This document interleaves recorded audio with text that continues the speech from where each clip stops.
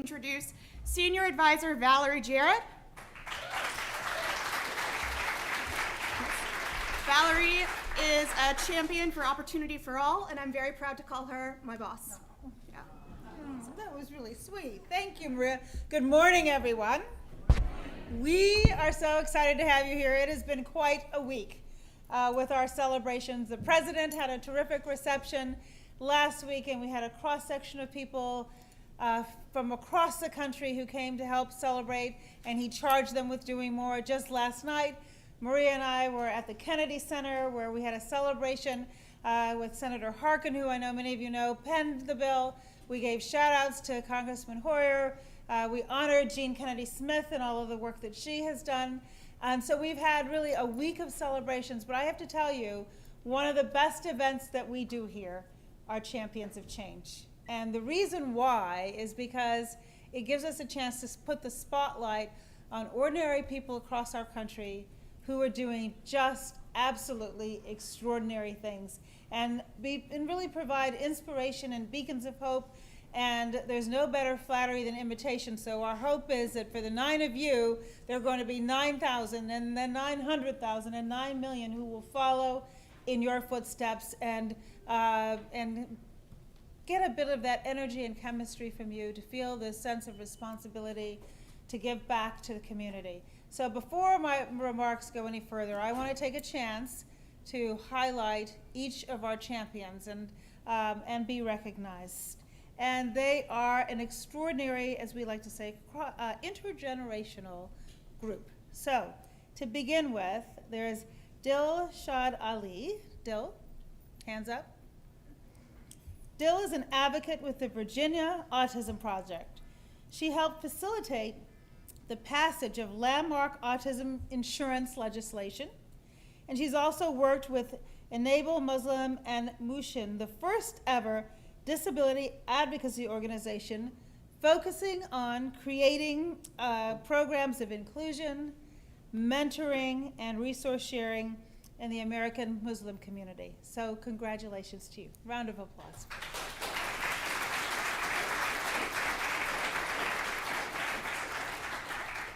Next, we have Mike Ellis. Mike is the National Director of Sprint Relay, where he works to create innovative solutions that increase communication and information access for people who are hearing impaired. Mike? Where's Mike? There you are. All right. There's Mike.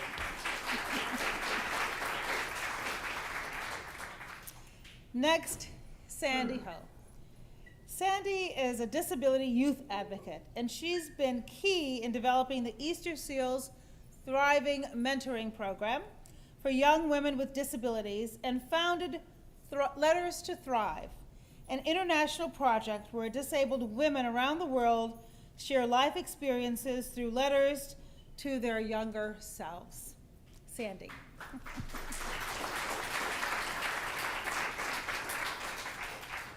We also have Catherine Hutchinson. Catherine had a brainstem stroke at the age of 43, and the stroke left her quadriplegic and nonverbal.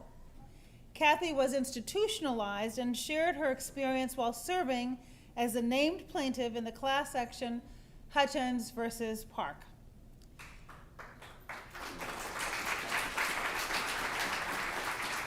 As a result of her efforts, a statewide settlement agreement secured access to home and community-based services for hundreds of other Massachusetts residents with acquired brain injury. We're so delighted to honor you, Catherine.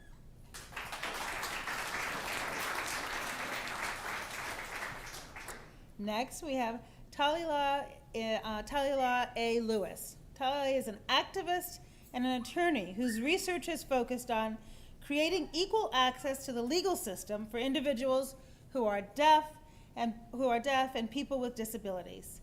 Talia advocates with and for hundreds of deaf defendants, prisoners, and returned citizens, and trains justice, legal, and correctional professionals about the varied disability-related concerns. Please join me in recognizing them.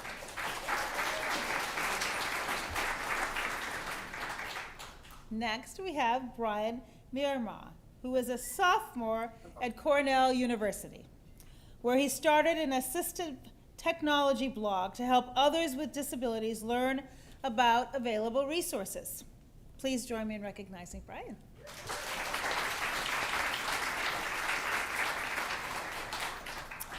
Also, we have Maxwell Barrows, who is a young man with autism who works for the Green Mountain Self Advocates. It's a disability rights organization in Vermont. And as the outreach director, he mentors youth and adults with developmental disabilities to speak up for themselves and become leaders. Please join me in recognizing Maxwell.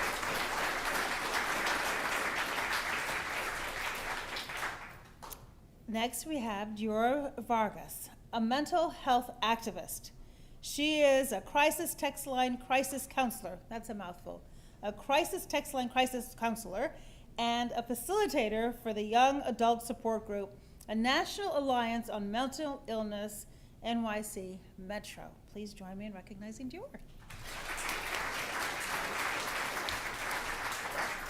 Please, everybody, as a group, is this an extraordinary group of champions of change or what? Woo!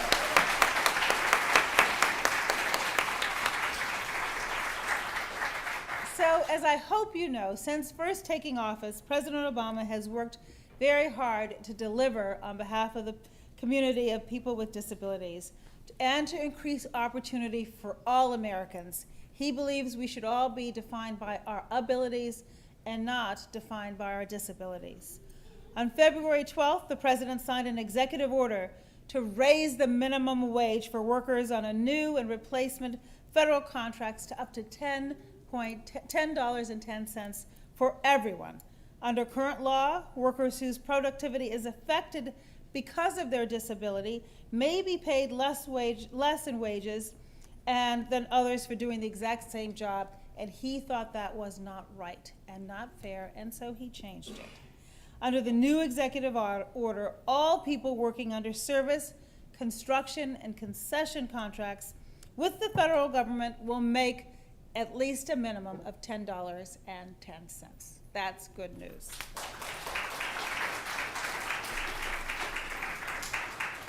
We are also very proud that the President wants to lead by example in the employment arena. And there are more people with disabilities working in the federal government now than any time in the last 32 years. Our work is not done, and we will continue that effort until the last day we are here. We believe that diversity is a strength. Our country and our federal government should reflect the diversity, richness of diversity of our population, and we have made a very intentional, conscious effort of making sure to recruit people with disabilities in the administration. The President also believes that all people deserve affordable health care. Hopefully that doesn't come as a surprise to anybody. We're really rather proud of Obamacare. We're delighted that it's called Obamacare because he does care. We are particularly pleased that insurance companies can no longer discriminate against people with pre-existing conditions or impose annual or lifetime caps just when you need it most. Historically, insurance was not available, and now for every single American having been tested not once, but twice at the Supreme Court, affordable care is here to stay.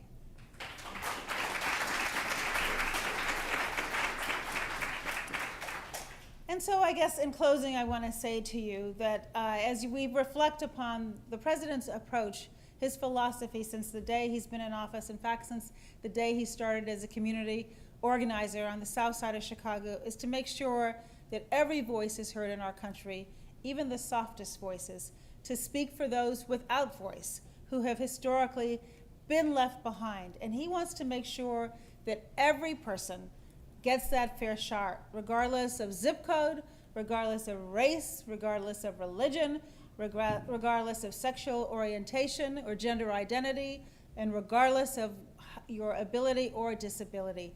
If you're prepared to work hard in our country, you should get that fair shot. That reflects his values. He believes it reflects the values of our country. It's what makes us strong. It's what makes us competitive.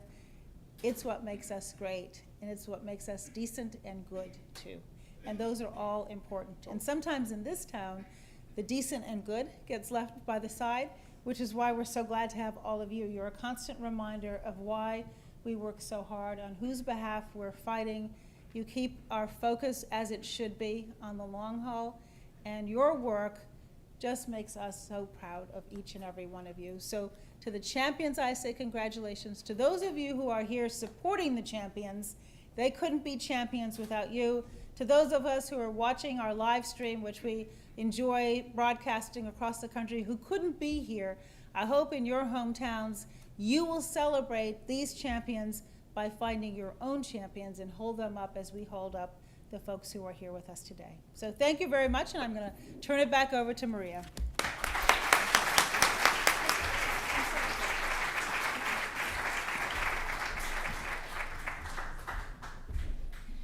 Thank you so much for those words, Valerie. I'd now like to introduce Cecilia Munoz. Cecilia is the head of our Domestic Policy Council. Many of the achievements that Valerie mentioned in her remarks would not have been possible without Cecilia's leadership. So Cecilia, welcome.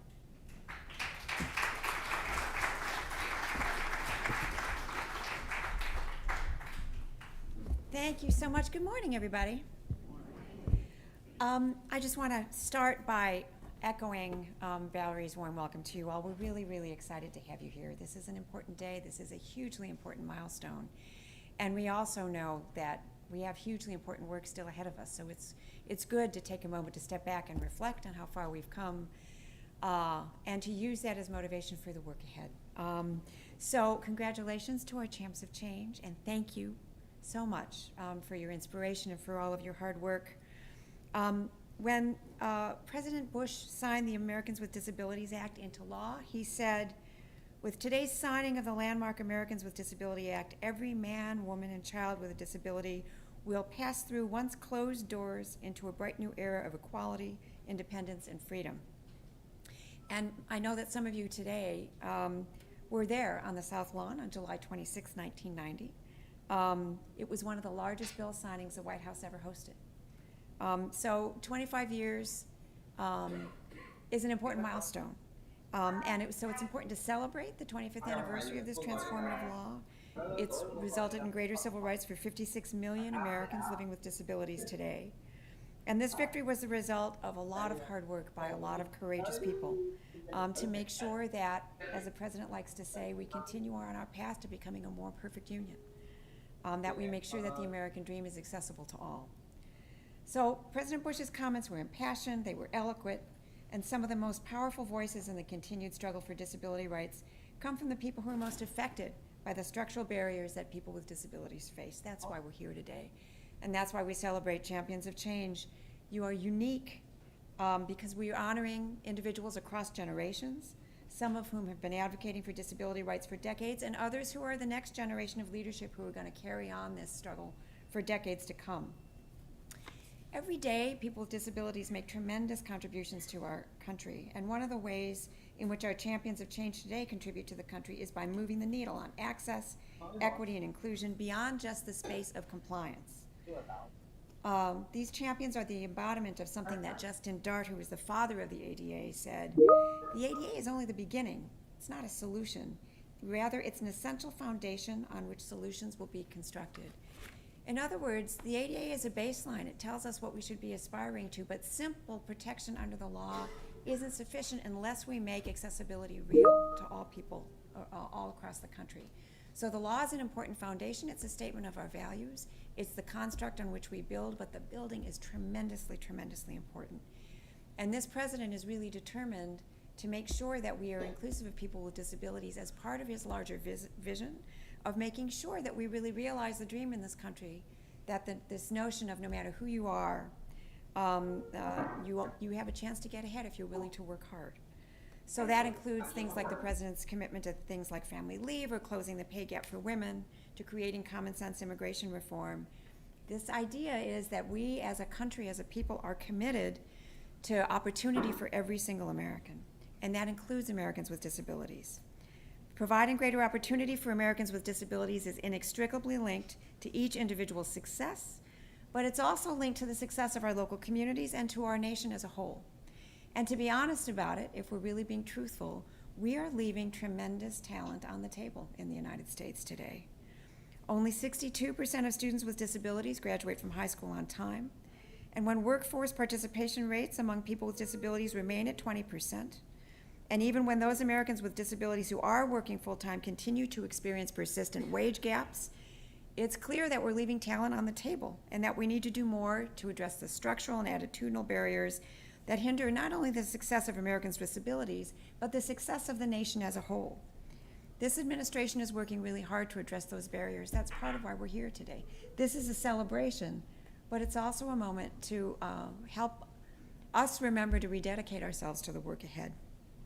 So a major barrier for students with disabilities receiving high-quality education, particularly post-secondary education, are entrance exams. These high-stakes tests can be nerve-wracking for anybody, whether you have a disability or not. But when you add the additional effort it often takes to receive basic testing accommodations, many students feel defeated before they even take their test. The same is true for entrance exams for professional certifications or credentials, sometimes even job applications. So later this month, the Department of Justice is going to release technical assistance to provide guidance on testing accommodations for people with disabilities who take standardized exams and other high-stakes tests.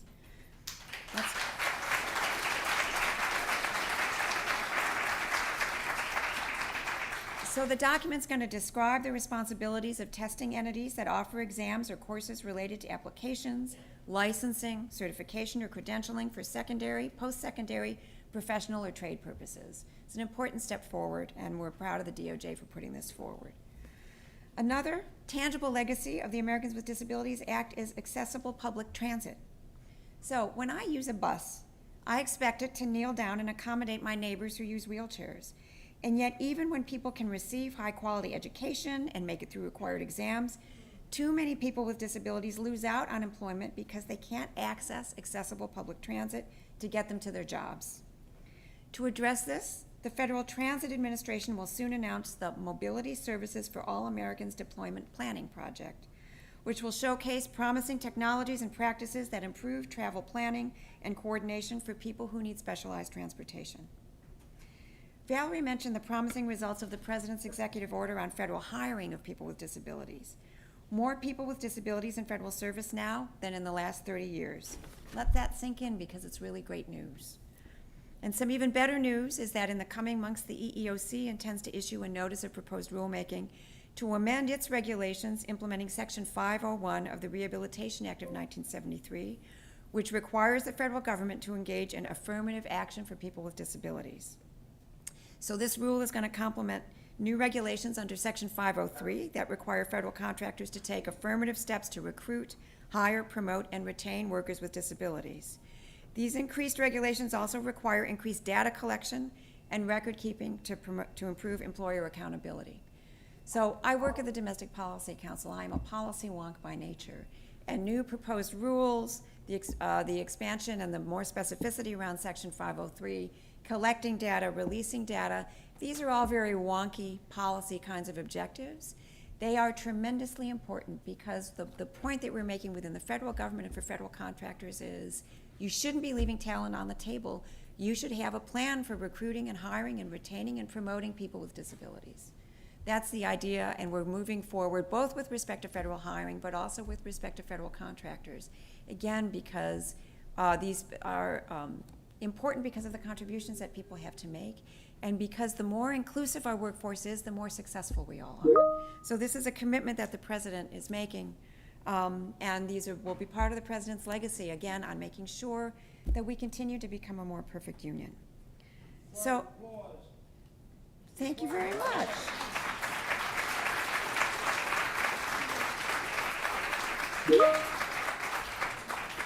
It also gives me great pride to say that disability leaders have contributed to our conversations on community policing, and that the White House recently hosted a meeting to begin to determine how we can better support LGBT youth with mental health needs.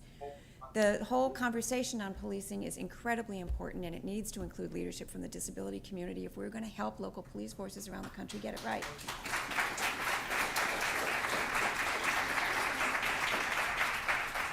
So Today is about celebrating and honoring the work of hardworking and inspiring leaders from around the country.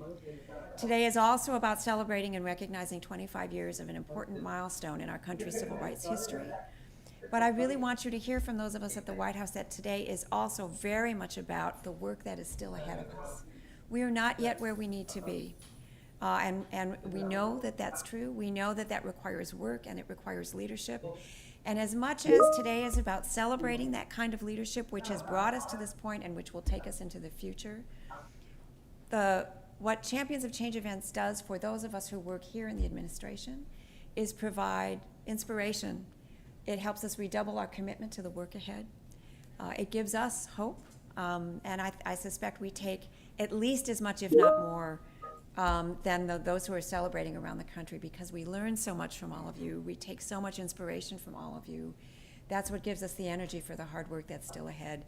I have the great honor of working for a president who has worked every day and has energized his team every day around this notion of becoming a more perfect union, and around the notion of what it means if we are really opening doors so that everyone can contribute to their fullest potential. It is the thing which makes us great. It is the thing which strengthens us. Those challenges are constantly transforming. We are constantly learning from each other. But that is really what this country is about. And our ability to make sure that all people of all abilities are able to contribute is central to who we are and who we will become. So I thank you and congratulate you, Champions of Change, for your hard work and for your inspiration. Thank you all very much for the work ahead.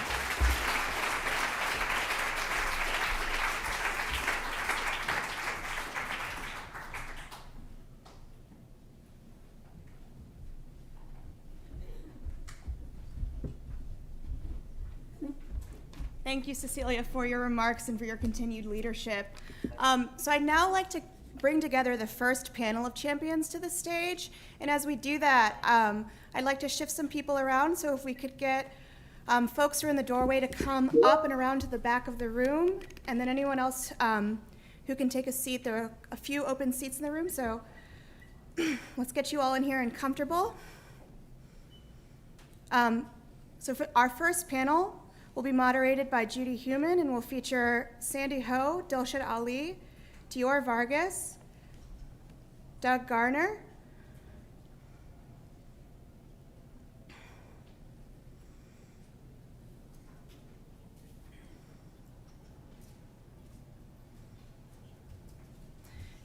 and Brian Miersma. I'm blanking on names, I'm sorry. So you all heard a bit about each of the champions in Valerie's opening remarks. I'd like to take a moment to introduce Doug Garner, who is a staff person at the University of Texas Arlington and has dedicated most of his career to inclusive athletics. Go Mavs, he signs all of his emails.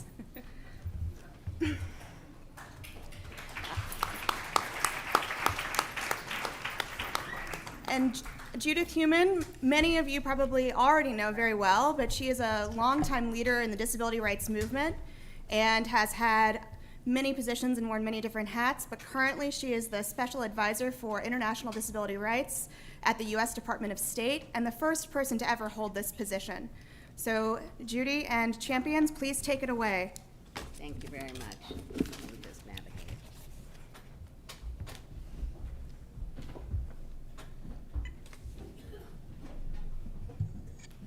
Can you pull this? It's very heavy. Of OBEs. There might even be statues of the men in their hometowns. So actually, it might not all be beer gardens and enthusiastic flag waving. There's a lot of emotion involved with supporting a football team, as well as a lot of bad decision making when alcohol is involved. Hopefully an England win wouldn't be met with violence. However, groups of thugs like the Russian ultras have already threatened English fans. We can only speculate who might be in the final with England, but hopefully the support for both teams wouldn't clash. England supporters don't actually have the best track record when it comes to keeping the peace. Back home too, hopefully the many pints of beer swilled won't equate to smashed glasses and bloodied noses, but there would likely be some chaos. Finally, winning the World Cup would mean replays for days, or decades more accurately. There'd be TV documentaries, there would be think pieces in newspapers. England will finally be more than a one-hit wonder. 2 wins! wins! Finally! This may change our mental attitude towards the beautiful game. Our losing streak has been so long that we've mentally resigned ourselves to being losers. Hopefully, it would inspire the nation and a whole new generation to know that English football can be great again. So there we have it. That was what I think would happen if England won the World Cup. Now, I would be absolutely delighted to see it happen. All of us under the age of 52 have waited our whole lives for a slice of English football glory. Get me a Theakston's Old Peculiar, some chips with curry sauce, and I am ready for it. Guys, do let me know if you want England to win, and if not, who you think will win the 2018 World Cup. Anyone gonna be at Qatar 2022? For our North American and Central American mates, are you excited to host the 2026 World Cup? I really hope I'll still be living here then, because I am pumped. Make sure you guys leave a thumbs up on this video and hit that notification bell to stay up to date with big answers. I'm your host, Rebecca Felgate. I'll catch you in the next video, but between then, stay curious, stay alert, keep flying those flags, and never ever stop questioning.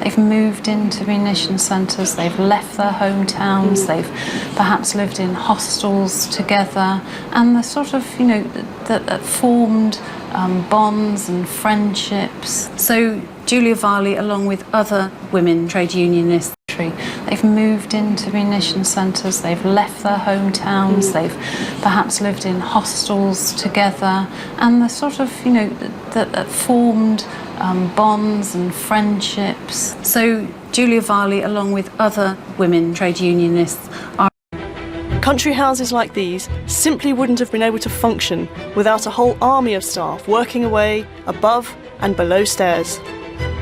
When I come to places like this, my first instinct isn't to go through the grand formal entrance, but to find the servants' door and go in that way. The story of service means a lot to me, not just because it's about my family. It's actually the story of all our families. In this series, I want to dispel the nostalgia we have around domestic service, to reveal a darker, more complicated world. Who's this? Me. I wasn't bad looking, were I? Yeah, you were very good looking. We were underdogs. We weren't on the same level as them. And we had to know our place. Centuries of service have left behind a messy, emotional legacy. An obsession with class, with its complex mix of deference and resentment that's been passed down the generations.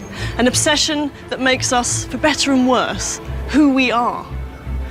We've ignored it for so long, but the history of service is at the heart of what it means to be British. In the first 2 episodes, we've seen that the ideal servant was a Victorian invention, a way of ordering society into its proper place. And ironically, at the very high point of service, a new generation of forthright servants directly attacked this ideal.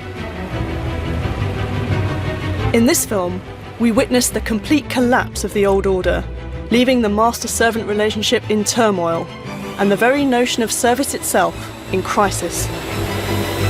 And of course our servants' hall is now a tea room, seating 100 people for tea. And there's nowhere really for the chauffeur to sit. It's the story of how, the moment they have a choice, servants leave service, never to return.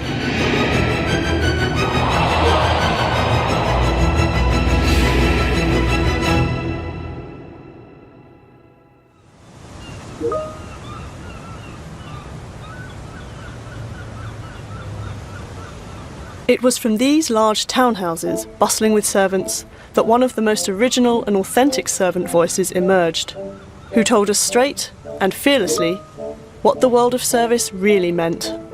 One of the first lessons I learned in Brighton is that there really are, as Disraeli said, 2 societies, rich and poor. In 1922, a 15-year-old girl named Margaret Powell came here to Hove in Sussex to work as a kitchen maid. It was her first experience of live-in domestic service. Years later, that experience would become the basis for her best-selling memoir, Below Stairs. Read by millions, Margaret's memoir told us a raw, uncensored story of domestic service. Well, when that great door crashed on me in 1923, I felt as though I'd gone into prison. I felt as though I was there for life and would never see the light of day again. And then I went into that dungeon of a kitchen, and that enormous great kitchen maid, and was shown the list of kitchen maid's duties. Anybody would think that it was for a week. And when I discovered that I was expected to do all that work in a day, I nearly died. Rise at 5:30, 6 on Sundays, light the range, clean the flues, polish the range, polish the steel fender and all the fire irons, rush up and do all the brass on the door, clean all those great stone steps, do all the boots and shoes, lay the servants' breakfast, wait on them, take your own out in the kitchen, not allowed to eat with the servants when you're a kitchen maid, and so on and so on. I felt as though the dark ages had returned, and I couldn't stand it.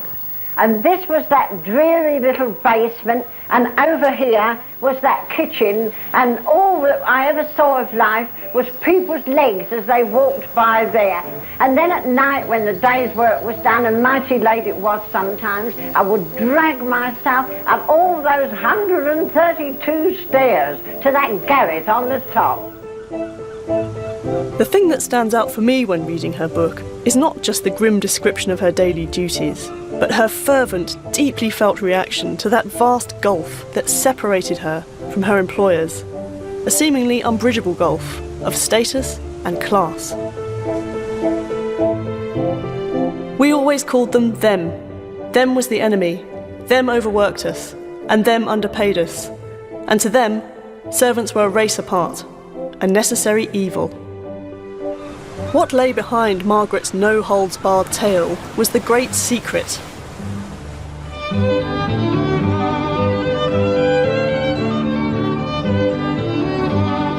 That most servants had had enough of the appalling conditions, bad treatment, and low pay. The injustices of the world of service simply made no sense anymore in the 20th century. So the moment they could leave, they did. And the first hammer blow to the old order was, of course, the First World War. At the outbreak of war, the aristocracy and landed gentry, including the Tellesons of Brodsworth Hall, owned 4/5 of the land in Britain and still controlled much of political life.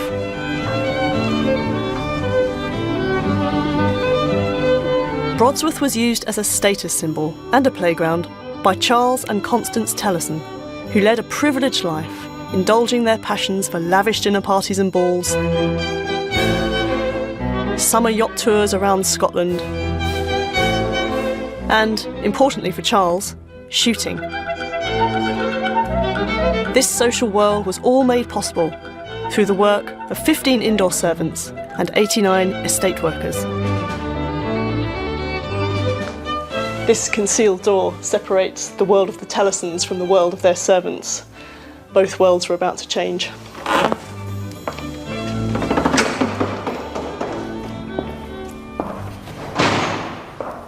At the start of the war, all eligible men were encouraged to enlist. Country Life magazine called on its rich readers to do their patriotic duty and release their men servants. Have you a butler, groom, chauffeur, gardener or gamekeeper serving you who at this moment should be serving your king and country? Have you a man digging your garden who should be digging trenches? Have you a man preserving your game who should be helping preserve your country? Would you sacrifice your personal convenience for your country's need? Ask your men to enlist today.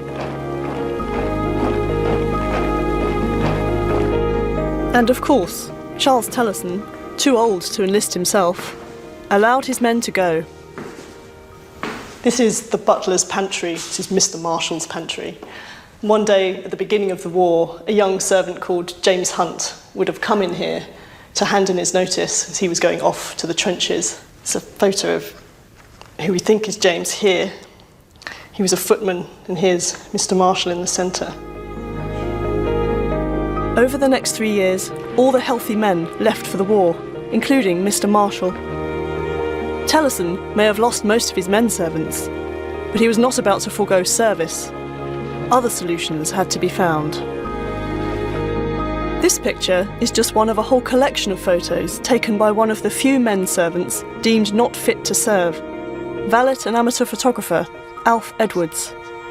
It was during the war that Alf started courting his future wife Caroline, then Brodsworth's cook. He was the valet, she was the new cook. Yes. But their paths wouldn't necessarily cross. No. So how did they get together? We're standing in the room where This room. some of it happened in the kitchen. Alf had an established routine of bringing his prints into this kitchen and hanging them up. So they'd all be hanging along here? Presumably on some sort of washing line or whatever they had here to dry. But of course with Caroline being in the kitchen and him wandering in and out. Yes. And they got talking. Where is this taken? We're not sure. We think it was taken somewhere on the estate on a Sunday afternoon when they were courting. We presume the dress, that beautiful red colour, was the real colour. During their courtship here, they spent a lot of time photographing each other. Look at the tint on that. Fantastic.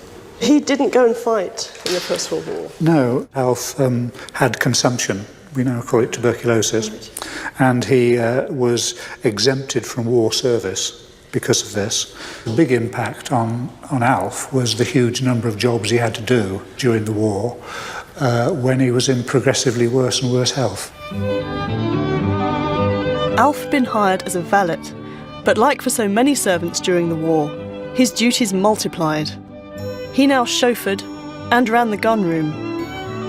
Alf was good with guns. He now chauffeured and